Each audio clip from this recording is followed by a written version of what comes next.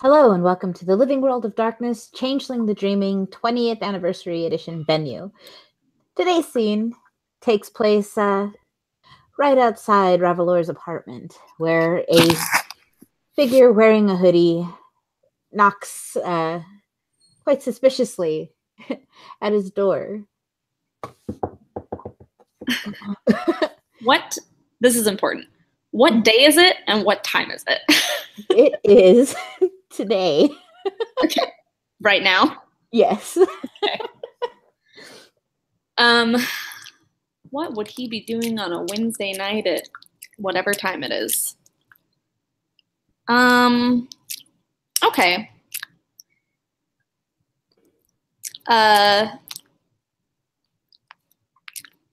Yeah, so there's like noise coming from inside the apartment.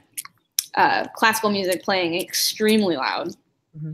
And like the distant sounds of like people talking and stuff like that. And it takes a minute.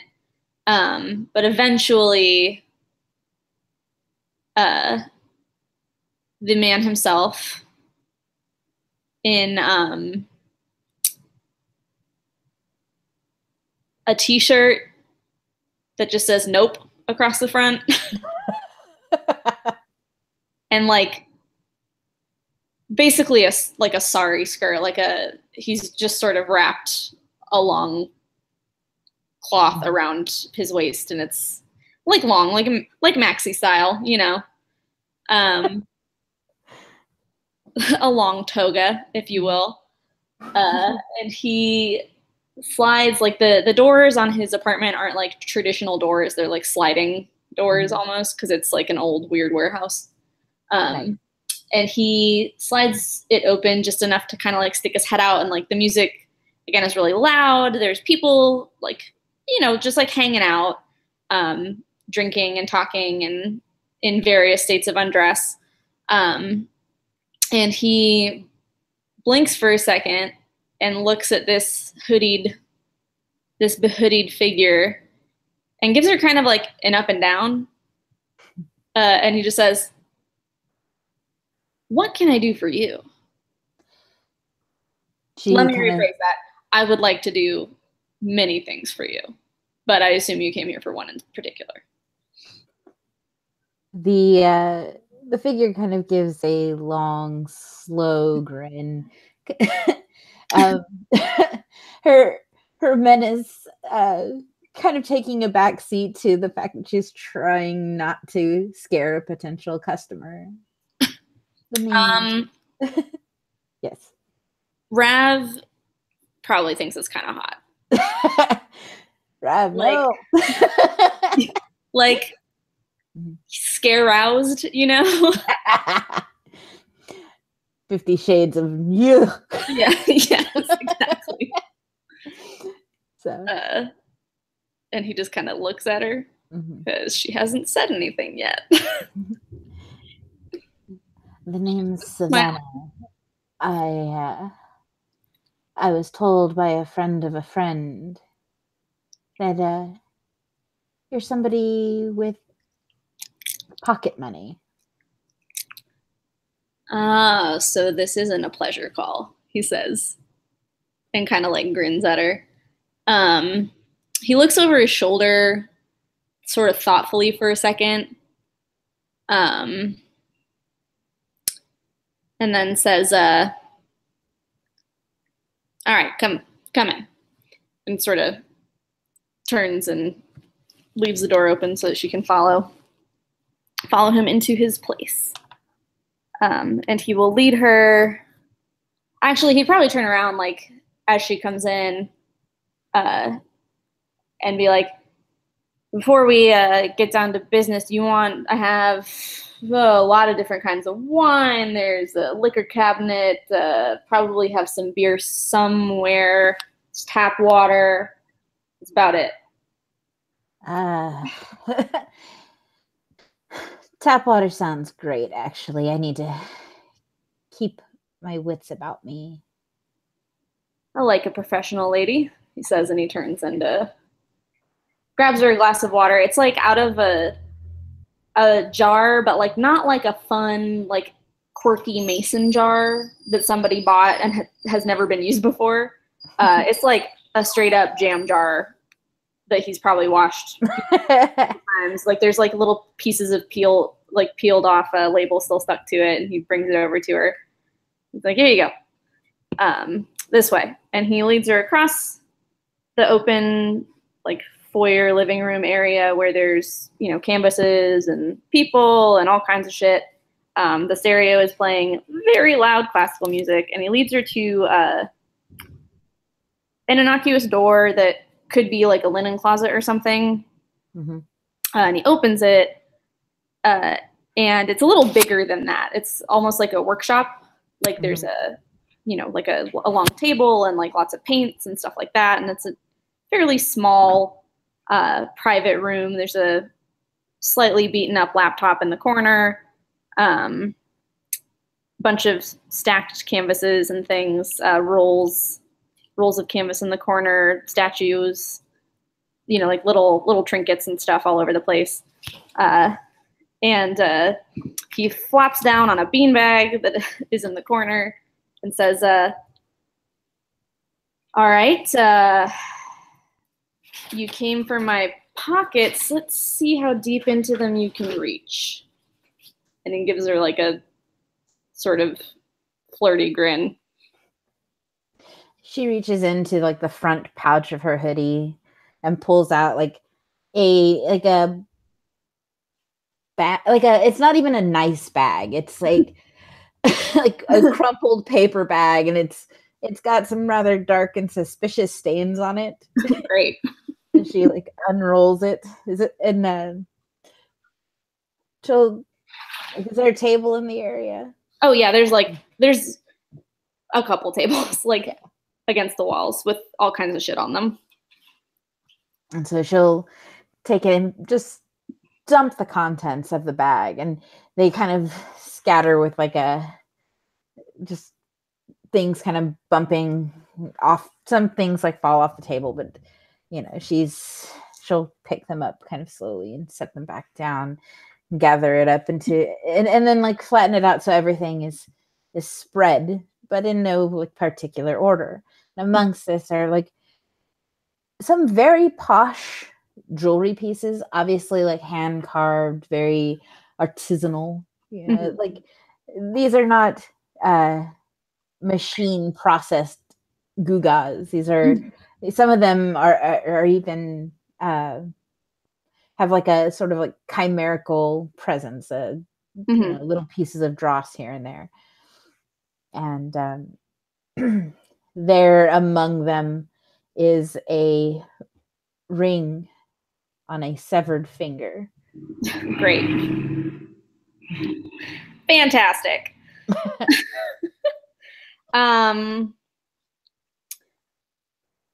He doesn't get up from the beanbag right away, but he kind of like, he's watching with interest as she's like laying stuff out, and he like scratches his chin and kind of narrows his eyes, and he says, I don't normally deal in jewelry or corpses. Oh, well, I can take care of that for you, she says, as she like yanks at the ring off the finger that's been severed from its body for a couple of days, and drops the ring on the table, makes eye contact with Rav, and then throws the finger in her mouth.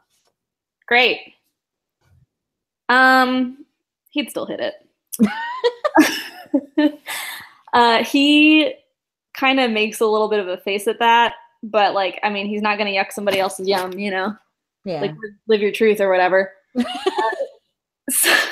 So he casually, sort of slowly, like pushes up off the beanbag and meanders over to where she's laid her stuff out on the table with little clip clops of his dumb goat feet. And leans over and looks at some stuff. And even though he said that he didn't normally deal in jewelry, as he's on his way over, he opens a drawer under one of the tables and digs through it for a second and pulls out a loop.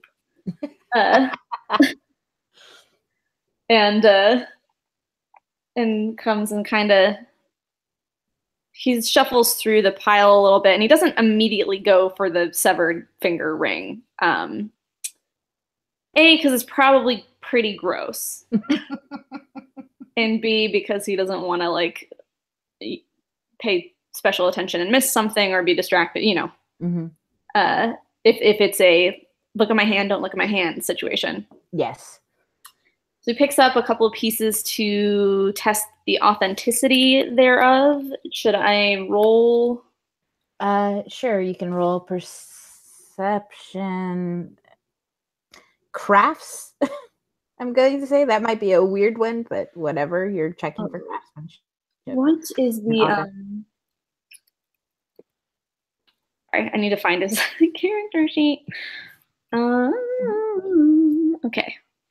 What am I rolling? Perception. Uh-huh. And crafts in the changeling dice roller. Here, I just opened up the scene. Is it in the chat? Can you drop it in for me? It's in Discord. Yes. What is my if you need me to roll it for you, I can. Just tell me how many dice you need. No, I just don't have anything open because I'm fucking useless. It's okay. I would be ill prepared if it wasn't for the fact that I have a tablet with everything on it. Changeling dice roller are 5d10. Enter. I don't know what my difficulty was. 6. It's standard 6 unless told better. Okay. So 2 successes. Yeah. So yeah, the pieces seem genuine. There's excuse me. There's like marks, the signature marks. If it's like an entirely metal piece of jewelry or something, it'll be like a stamp or something.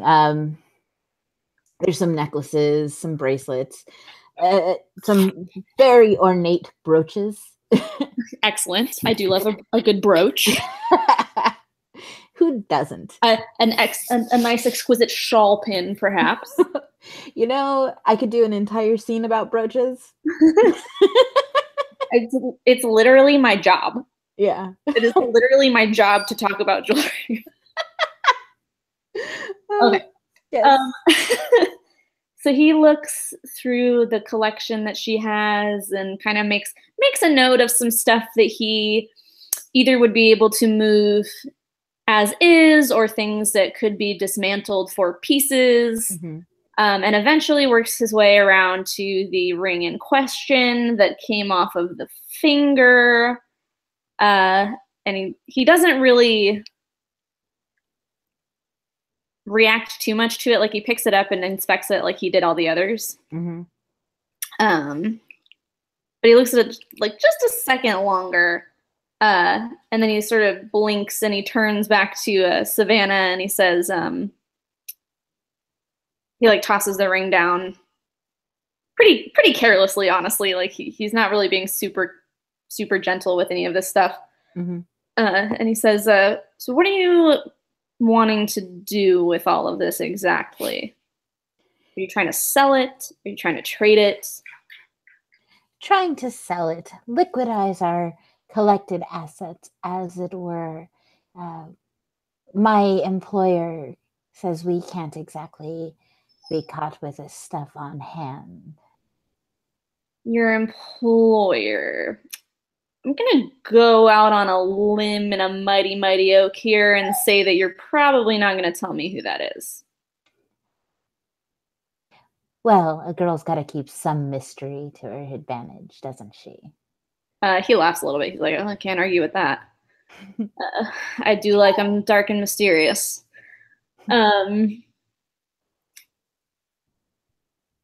What's the provenance on these pieces? Are they something that you say came into sudden ownership of? Quite the sudden windfall, yes. Perhaps after a death in the family, he offers a little slyly and gestures to the ring that she pulled off the finger. We were lucky at an estate sale. I'll bet. Somebody else seems like they weren't very lucky, but that's how these things go. Well, you know what they say. If you want to make an omelet, you've got to eat a few eggs. Unfortunately, I don't have anyone offhand who my address book, let's say, tends more to the artistic types than the flashy type. Oh, well, if you're not interested in anything, I suppose. And she'll start like gathering stuff up into a pile. I figured we could be friends. I'm not saying I'm not interested. I'm just saying that if you want me to sell them today, it's probably not going to happen. I could give you portion of what they're worth. Got to make back my investment. You understand. And she'll stop gathering. I'm listening. A lot of these stones are, they're all right. Couple flaws. Not super clean cuts. There's some minor details on some of the pieces. It's probably going to need to be fixed up before I can move them anywhere. And he is pretty clearly referencing the fact that like some of them, you know, have like personal information engraved into them. Yeah. And says, I could part with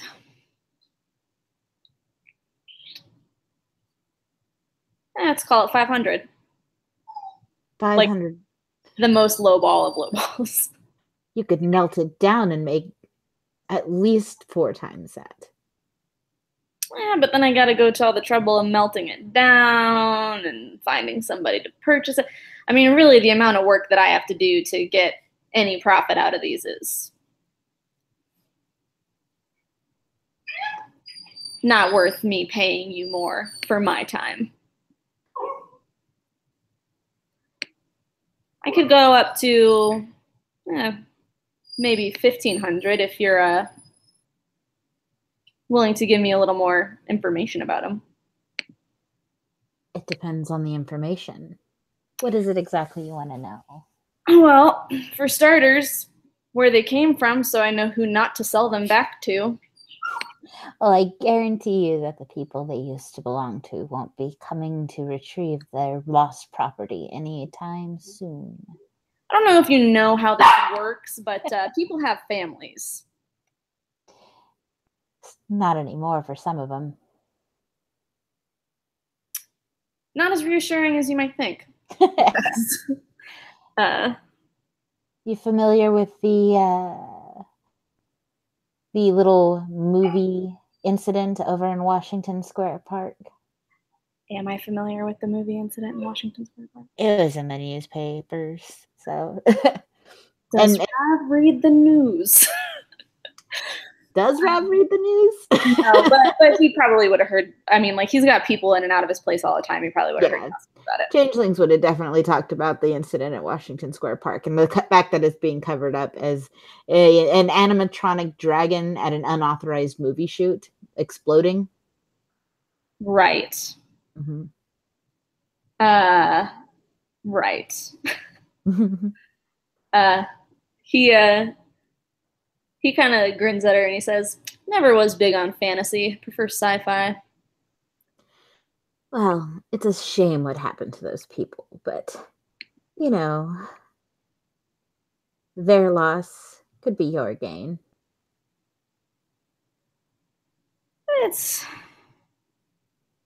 I mean, what is a scruple? He says,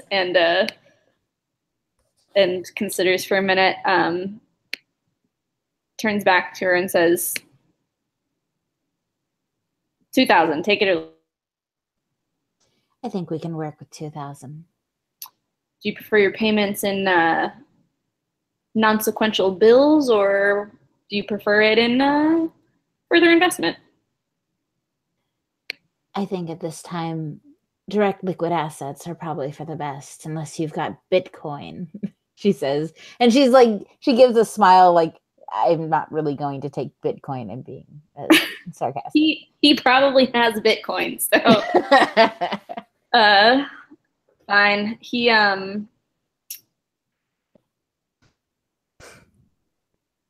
Kind of he like digs through again, just just kind of double checking, like taking a second peek at stuff, and says, uh,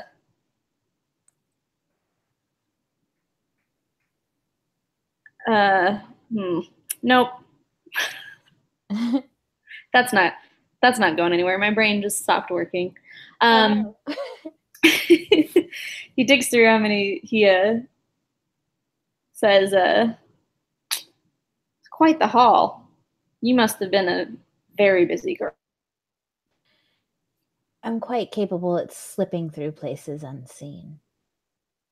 Well, hopefully not too many places. He winks at her. Um, and leads her out of the uh, little like workshop that they're in back into the apartment proper. And he heads for the like lofted area where his personal effects are. Mm-hmm. When he gets up there, he does she follow him up there? Yeah, she'll follow I him. would assume, but you know what they say. Mm-hmm. So once they get up there, he goes to the like sort of closet area and digs back through, and he pulls out like leather folios and like some rolled canvases and like an inexplicable pile of like velvet cloth, just like a bunch of weird shit. And Inexplicable velvet. right? And eventually, who knows where it came from? Who knows why he has it? Uh, Probably not Rav knows.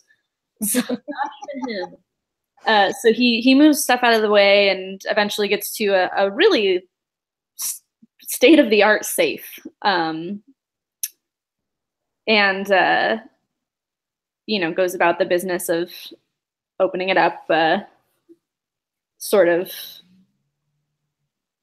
it's situated kind of like back a little bit, so she'd have to be standing like in the closet behind him to see kind of how he's doing it exactly. Well, she's not going to Oh make yeah, him uncomfortable in his own home, but beyond her general demeanor. yeah.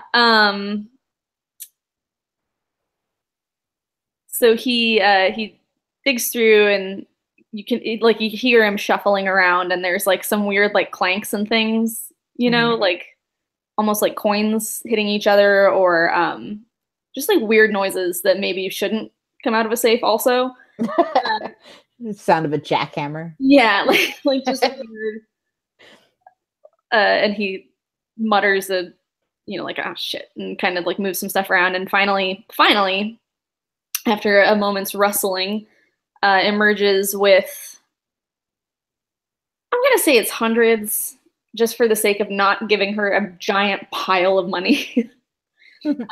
But he comes out with a little sack of hundreds and he hands them over to her and says, "Those should all be real. If they're not, let me know." Uh, he doesn't. He's not great at keeping track of things he's forged. Um, and he also hands her just a little, like little square of a really nice quality, like linen paper. Mm-hmm. And it's white and sort of rough edged and letterpress printed with no ink in it. So it's just the impression uh, of the like shapes is a phone number, Mm-hmm. which is his like business phone number. Ah. And he says, in case any of the bills don't check out, and you know, in case you think of anything else you might be interested in that I could help you with. Well, I'm a free agent, so if you ever need anything of your own, she says, and she'll like reach into her back pocket and she just like puts the number into her phone and like calls it. Mhm. Is it attached to a cell phone, or is he like one of the few people in the world who still has a landline? It's attached to a cell phone, but it's not like on his person at the Yeah, time. Like it's probably somewhere. Like yeah. Lord knows where he set it down. But well, she'll call it, and you may hear it ring in the distance. I will say underneath the like there's like a lull in the classical music or whatever, and like the low party chatter. Uh, Distantly and very tinny, you hear all the single ladies, all the single ladies, single ladies, uh, going from somewhere downstairs. Out of character? How oddly appropriate. um, He can do the whole dance. He doesn't get out a lot. He has to have hobbies. yes, good on you, Rev. um, so yeah, she'll give a little smile and then hang up so she doesn't get voicemail and put her phone back in her back pocket. Cool. He kind of he leans against like the door jamb of the closet, and lets the I'm gonna call it a waistband, but the top part of his like makeshift maxi kilt, like lets it, slide low, like not like egregiously, but he lets a little skin show, and he crosses his arms over his chest and like gives her an up and down again and says, "You sure there's nothing else I can help you with?" Well, what have you got? Says the unscrupulous red cap. Um, he I'm trying to decide how gross I want to get.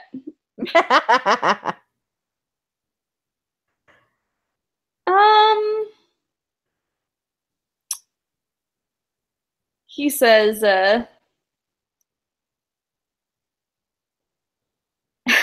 did she say, what did she say? What did she What say? have you got? Okay, that's what I thought. I didn't want to like word my response incorrectly. He says, an empty bed, a lot of free time, and a deep and abiding love of cunnilingus. Dear God. Wags his eyebrows. She'll smile back, and if you want to fade to black, Yeah, that's perfect. Can we like fade to black and then like skip ahead to after she's gone or as she's leaving? yeah, definitely, yes. Fade to black. It's so sexy and great. Probably also a little scary, and technically might make him a bad person.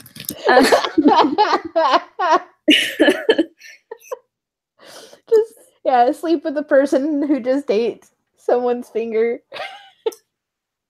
Listen. Live your truth. Yeah. Red caps, they have their own steez going on.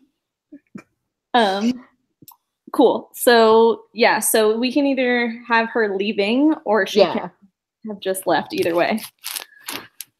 Yeah, she'll have left like shortly after. She's not the type to linger and cuddle. Oh, yeah. I mean, Rav loves a cuddle, but he gets it.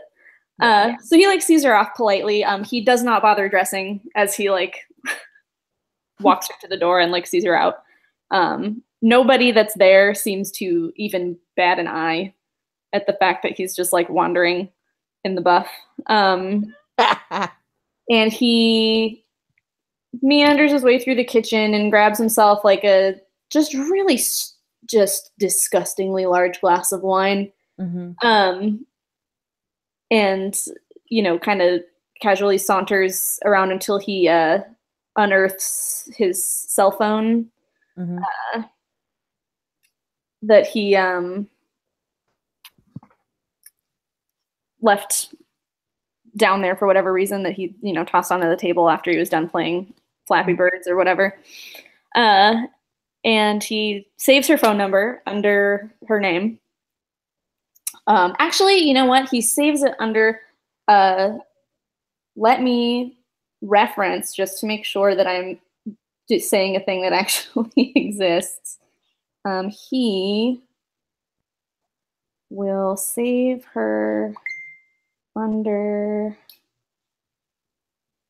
Come on, emojis. Don't let me down. What are my emoji options? There it is. Okay. He saves her under the emoji of a diamond.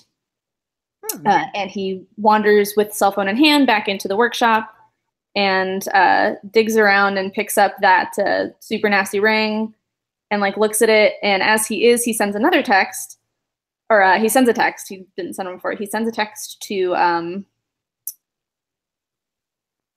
a contact that is just listed as Dr. C. And I'll have to, you know, send this later. That just says, I'd like to schedule another appointment. I'm cool calling it there. Yes. Okay. So ends this scene. Thank you, players, for playing. Thank you, watchers, for watching, and we'll see you next time.